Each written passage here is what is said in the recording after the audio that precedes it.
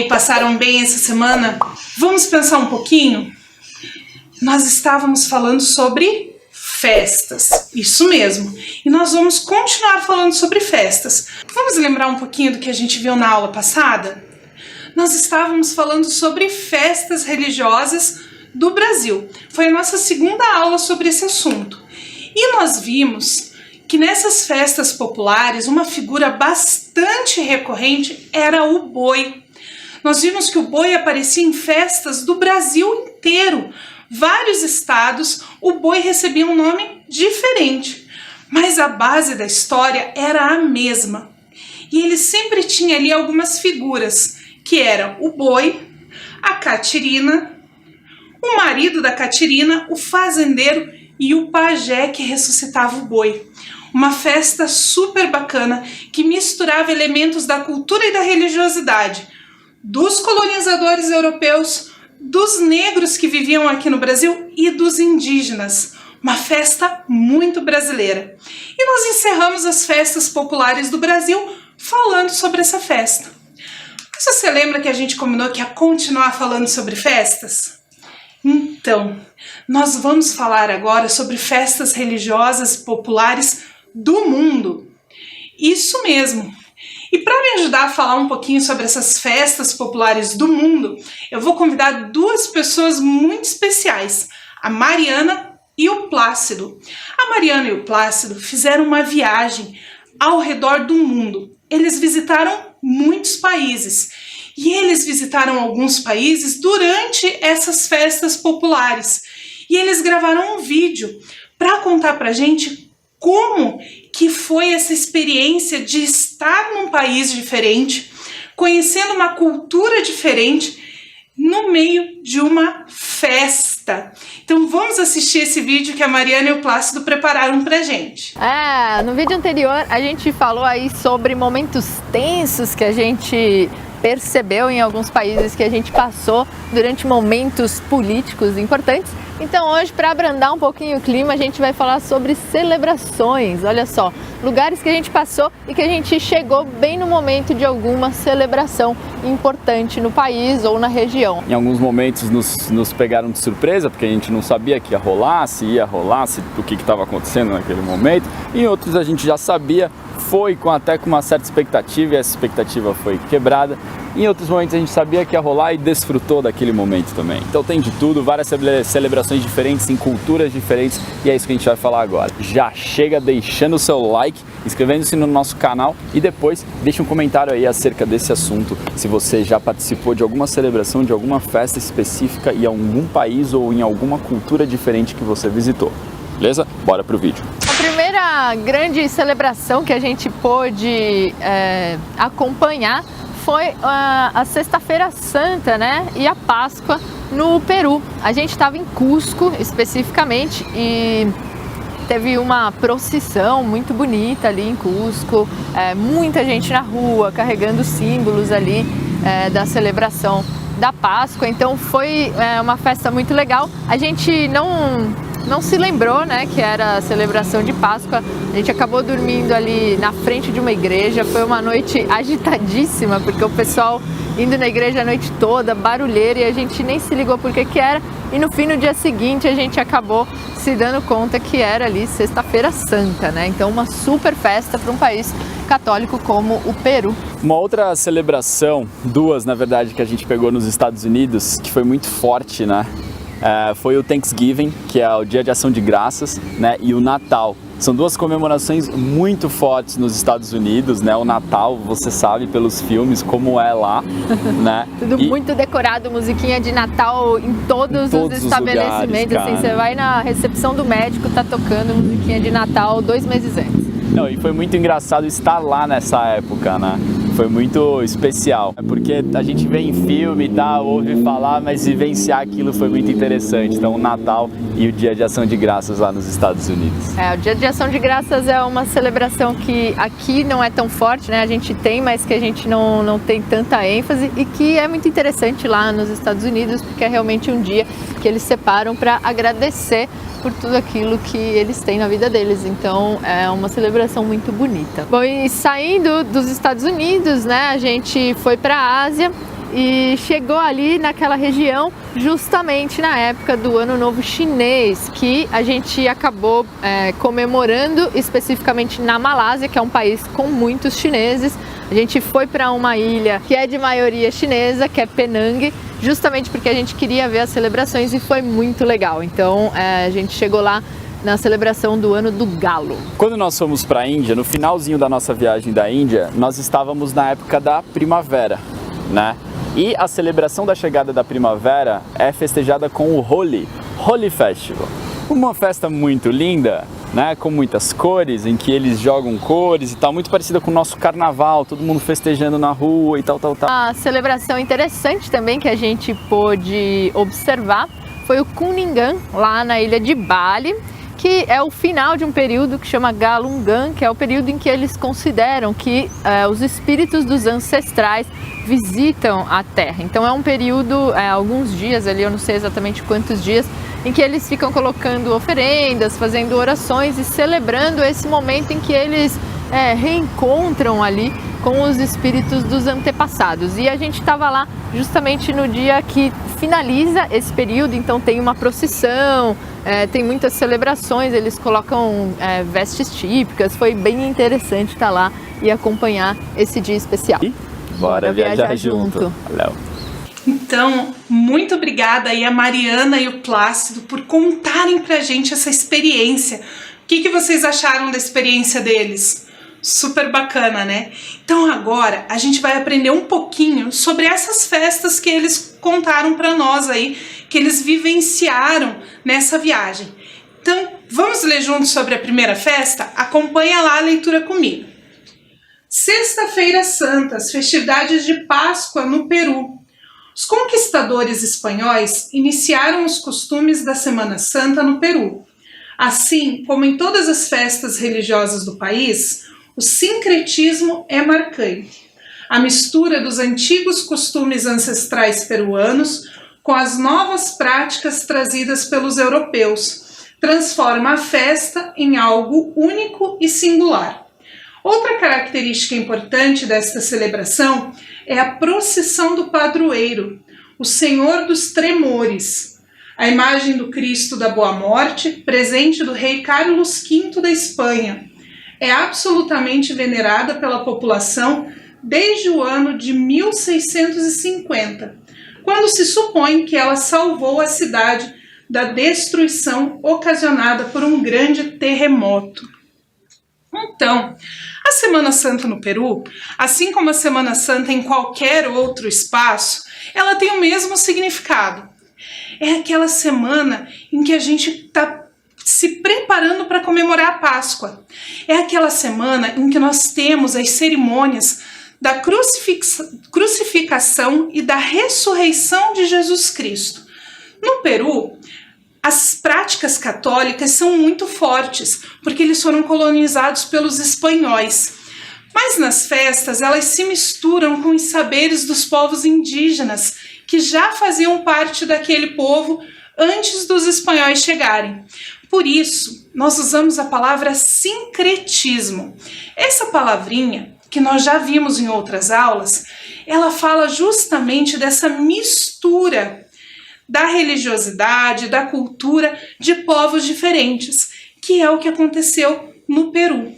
E lá no Peru, essa festa ganha uma importância especial por eles acreditarem que essa imagem de Jesus salvou eles desse terremoto. Por isso também eles falam da procissão do padroeiro que cuida dos tremores. Esses tremores são os tremores de terra mesmo. No Peru, assim como alguns outros países, nós temos vários terremotos. Então, na religiosidade, eles encontram uma forma de ficar mais tranquilos, mais calmos nesses momentos de medo, aí porque a terra está tremendo. Assim como a maioria das pessoas encontra na sua religião um conforto para alguns momentos difíceis. Então, essa festividade do Peru é marcada para comemorar a Páscoa, com uma festa bem grande, procissões, fogos de artifício, muitas visitas à igreja, muitas coisas bacanas que acontecem no Peru nesse período. Vamos ver a próxima festa? Então a próxima festa que o Plácido e a Mariana falaram para nós é a festa de Natal nos Estados Unidos. Vamos ler juntos um pouquinho sobre essa festa? Festa de Natal nos Estados Unidos, dia 25 de dezembro. Algumas famílias frequentam a igreja no dia 24, mas não ceiam nesta data, pois é um dia comum. O evento mais importante desta noite, que chamam de Christmas Eve, é deixar cookies e um copo de leite próximo à árvore e dormir, torcendo para o Papai Noel vir logo. A manhã do dia 25 é cheia de surpresas. Crianças em seus pijamas correm para abrir os diversos presentes que o bom velhinho deixou. As famílias então se encontram, tiram clássicas fotos e ceiam.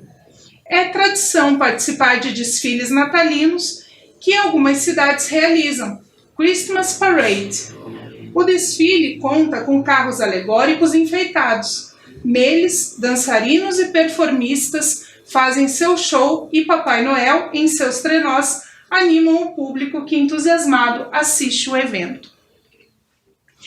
Aí você deve estar pensando, mas professora, o Natal não é para comemorar o nascimento de Cristo? Sim, o Natal é a comemoração do nascimento de Jesus Cristo.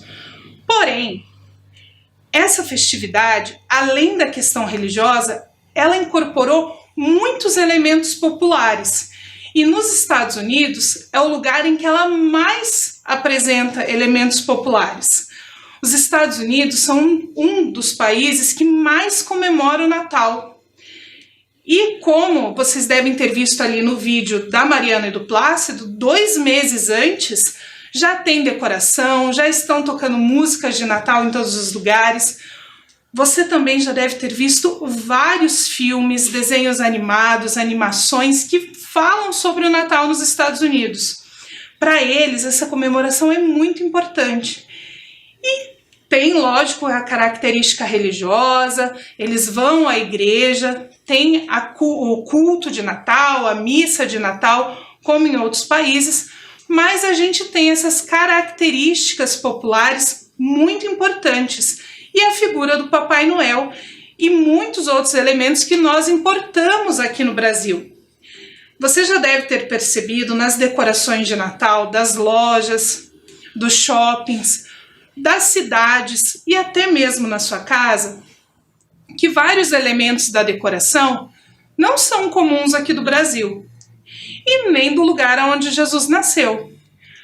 A neve, a própria roupa do Papai Noel, porque aqui no Brasil, no Natal, é verão. Coitadinho, deve passar muito calor naquela roupa. São elementos que nós importamos dos Estados Unidos. Tamanha é a importância dessa comemoração lá naquele país. Mas falando em Natal, falando em festa, nós vamos para a nossa próxima festa. Acompanhe a leitura lá comigo. Dia de Ação de Graças. Também é uma festa que vem lá dos Estados Unidos. Essa data expressa a gratidão por todas as coisas boas que aconteceram ao longo do ano. Originalmente, a data decorria após a época das colheitas, justamente para agradecer a fartura da produção agrícola. Por isso, as famílias se reúnem em comemoração, manifestando carinho e agradecimento ao lado do Natal e do Réveillon. O Dia de Ação de Graças é um dos feriados mais importantes dos Estados Unidos e do Canadá. Curioso notar que este dia não está associado a nenhuma religião. Se popularizou com o passar dos anos, sendo assim comemorado por todos, independente do credo. Então, a festa do Dia de Ação de Graças, ela é a segunda festa mais importante dos Estados Unidos. Aqui no Brasil, existem algumas pessoas que comemoram essa data, mas não é tão comum. Mas o mais legal é que ela não é de uma religião específica. Ela é um dia de gratidão, um dia para você ser grato. Não precisa ser grato somente a uma figura de um Deus ou do transcendente. Você pode ser grato à sua família, à sua comunidade, por todas as coisas boas que aconteceram com você durante o ano. E nessa data, a decoração é feita com bastante abóboras, muito parecida com o Halloween, por conta da época do ano em que acontece. Acontece no mês de novembro, então as abóboras são muito comuns ali nos Estados Unidos e no Canadá. Por isso, quando nós vemos nos filmes as imagens do Dia de Ação de Graças, nós vemos a presença de várias abóboras. E é um dia super importante também para o pessoal lá dos Estados Unidos e também do Canadá. Mas eles falaram de mais festas. Qual é a próxima? Vamos ler juntos?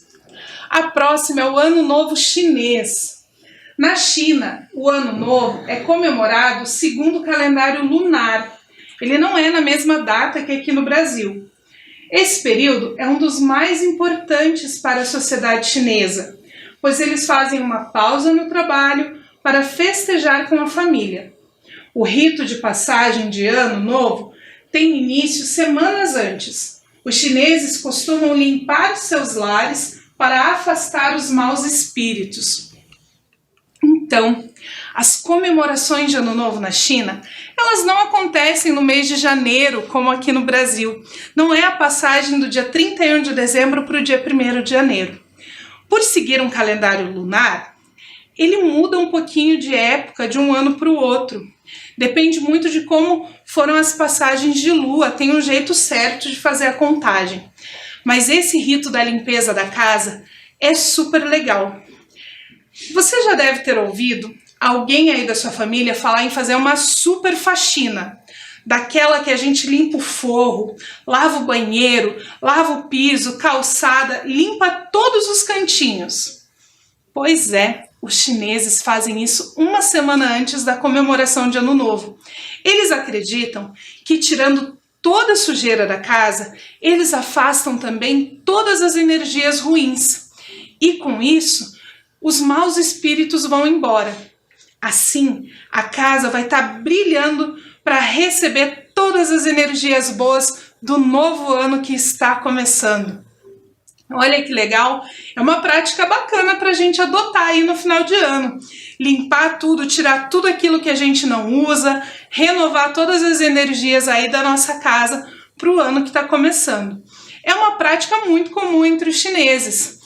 E aí a Mariana e o Plácido passaram por uma ilha da China durante esse período e puderam acompanhar. Além disso, essas festividades têm a presença de vários seres mitológicos, como o dragão chinês. A festa é muito colorida, cheia de fogos de artifício e a figura do dragão que passa aí pelas ruas trazendo boas energias e os espíritos bons para a convivência das pessoas. Super bacana, né? E tem mais uma festa que eles viram nesse período de viagem. Vamos ler juntos a próxima festa?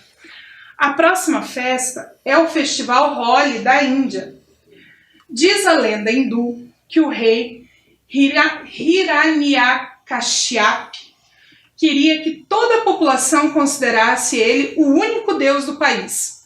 Seu filho, Prahlad, não aceitou a regra, pois adorava Vishnu, um dos 3 principais deuses do hinduísmo, ao lado de Shiva e Brahma. Para impor respeito e fazer de seu filho um exemplo, o rei mandou sua irmã Holika, que era imune ao fogo, queimar o sobrinho. Vishnu salvou Prahlad, enquanto Holika não resistiu às chamas. Esse ato de vitória do bem sobre o mal continua sendo representado durante o final do inverno e a chegada da primavera. A estação mais fria é caracterizada por Holika, a tia má, e a estação das flores é encenada por Prahlad, o jovem que foi salvo por seu adorado Deus. Essa festa, o Festival Holi, é aquela festa que você já deve ter visto, que as pessoas jogam um pó colorido umas nas outras. Essa festa, ela é uma festa religiosa. Ela é uma festa do hinduísmo, que tem essa origem nessa história, nesse mito hindu, né, do ciúme de um Deus que queria ser o único. Mas as pessoas gostaram tanto dessa festividade, dessas cores, dessa forma de se relacionar com o colorido, com a música, com a dança, que o Holi, o Festival Holi, acabou caindo nas graças das pessoas e hoje a gente encontra essa festa em vários lugares do mundo, mas não com características religiosas. Aqui na cidade de Curitiba mesmo, ela acontece ali perto do Museu Oscar Niemeyer. E ela não tem nada de religioso lá. É só uma festa com muita música, com muitos shows e muita gente se divertindo jogando pó colorido umas nas outras. Cada cor dentro do Festival Holi, quando nós estamos falando em hinduísmo, em religiosidade, tem um significado diferente. E atrai algum tipo de energia para a pessoa que está sendo colorida ali. Por isso ela é tão importante. E uma coisa que vale a pena a gente pensar, falando do Festival Holi e do Ano Novo Chinês, é essa importância do calendário. No caso da China, a gente viu que é um calendário lunar. Por isso o Ano Novo muda um pouquinho de data todos os anos. No caso do Festival Holi, nós estamos marcando o final do inverno e o início da primavera. Essa mudança da lua, das estações do ano, tem muita importância para várias religiões, para várias culturas, para vários povos. Por isso são marcadas por festividades. A outra festa que a gente vai ver é uma festa da Indonésia. Vamos ler juntos? Galungan. Ela é celebrada a cada 210 dias, de acordo com o calendário hindu Saka.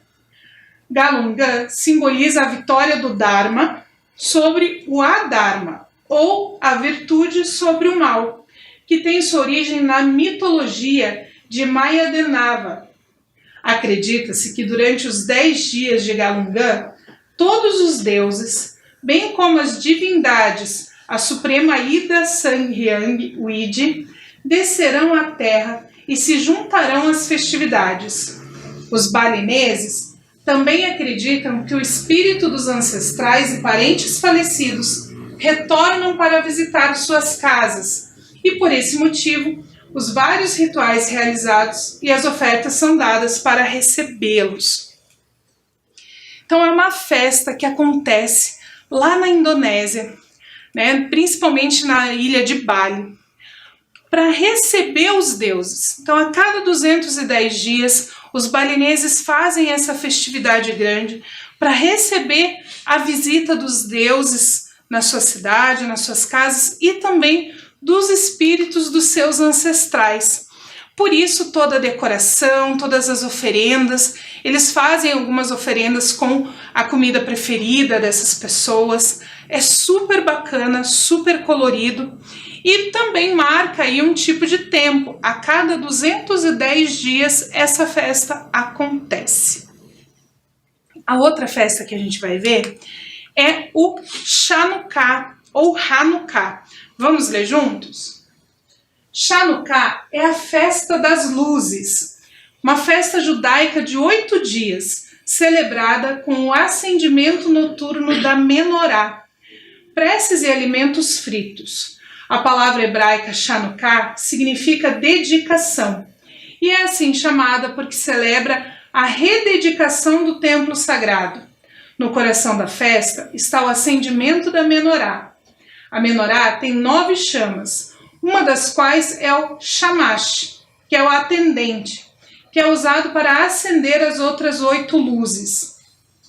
Então, é aquele candelabro, né, com 8 velas, e é usado uma outra vela para acender cada uma dessas 8. Cada vela é acendida em um dia, e junto com essa vela é então dedicada uma bênção, uma palavra especial, que os judeus fazem essa oração em hebraico. Eu não vou me arriscar a ler a oração em hebraico para vocês, porque é muito difícil. Confesso que eu tentei aprender, mas não deu certo. Mas é muito bonito de ver essa reunião da família em torno do acendimento dessas luzes para representar essas bênçãos e essa dedicação do templo, O templo, quando ele fica pronto, é feita uma dedicação a Deus. E no Hanukkah, ou no Chanukah, existe essa rededicação desse espaço, para que Deus venha habitar esse espaço junto com as pessoas e trazer sempre mais bênçãos e coisas importantes que essas pessoas precisam. Os judeus, eles acendem uma vela por noite. A gente não vai acender velas e nem fazer aqui nenhum rito semelhante, mas nós vamos pensar sobre a importância da família e de recitar essas bênçãos. Quem você gostaria que estivesse com você num momento como esse? Numa festa que lembra as luzes. O que as luzes trazem de bom para nós? Se a gente pensar agora numa sala toda escura, sem nenhuma luz, a gente não consegue ver nada. Mas se a gente acender uma luz, por menor que ela seja, ela já amplia a nossa visão, nós conseguimos ver as coisas. A luz, ela tem uma importância muito grande. E nesse caso se usam as velas, porque quando os judeus começaram com esse rito, não tinham luz elétrica, não tinham lanternas, a vela era a fonte de luz. Por isso também o simbolismo da gente continuar usando a vela em vários ritos religiosos.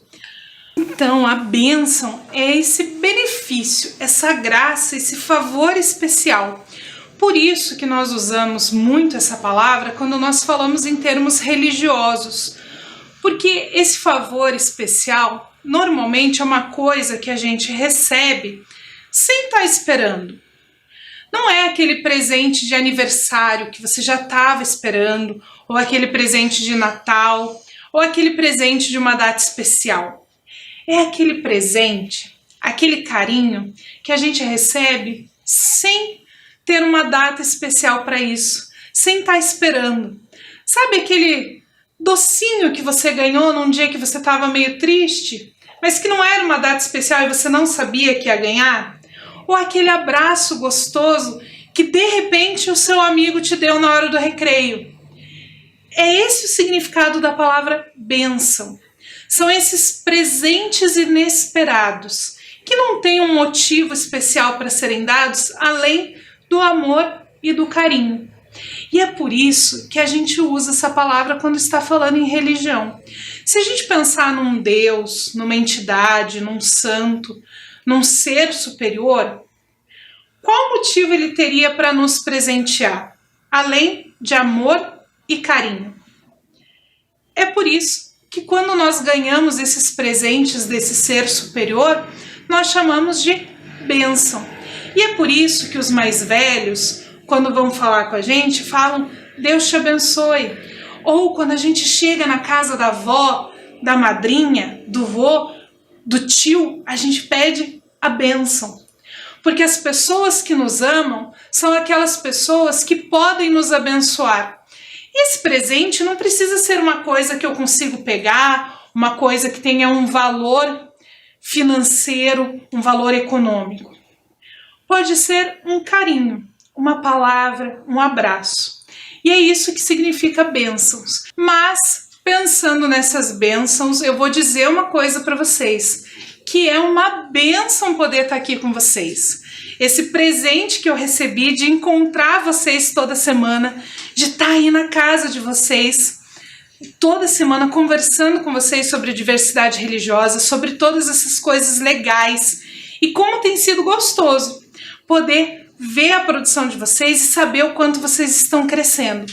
Então, muito obrigada por essa bênção que vocês se tornaram aí na minha vida, nesses dias que deixam a minha semana tão mais legal. Super gostoso poder preparar as aulas para vocês, poder pesquisar, ir atrás. Quanta coisa eu também estou aprendendo nesse período. Então, muito obrigada por essa bênção que é estar aí com você toda semana.